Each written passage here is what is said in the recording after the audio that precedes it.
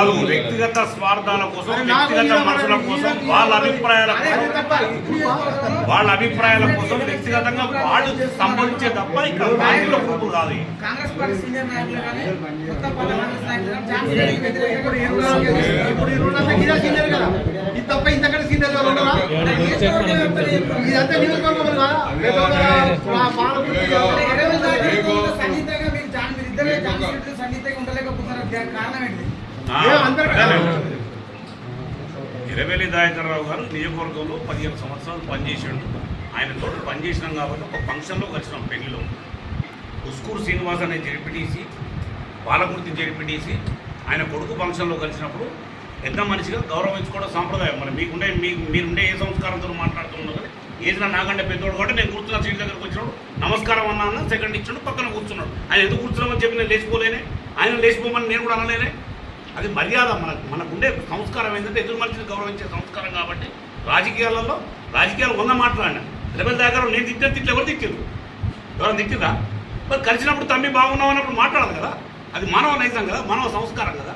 ఆ వ్యక్తితో మాట్లాడినప్పుడు నేను తమ్ముడు బాగున్నావా, నేను పంతులు గారు బాగున్నావు అంటే అన్న బాగున్నావా నమస్తే అన్నాం. వయసులో మనకంటే పెద్దోడు కాబట్టి గౌరవించాము అంతే తప్ప దాన్ని ఎవరో చూసుకొని రాసి మీడియాలో పెట్టి ఇది మీరు అక్కడ చూడండి నా ఫేస్ ఎట్టున్నది, ఆయన ఫేస్ ఎట్టున్నది. మధ్యలో పరిపాటి శ్రీనివాసరెడ్డి ఉన్నాడు, ఇద్దరి మధ్యలో శ్రీనివాసరెడ్డి ఉన్నాడు. శ్రీనివాసరెడ్డి అప్పుడు శ్రీనివాసరెడ్డి ఆయన మాట్లాడుకుంటే నేను ఫేస్ ఎట్టి తిప్పిన. వాళ్ళు రాజకీయంగా ఏం మాట్లాడుకుంటారో నేను ఫేస్ ఎట్టి తిప్పిన.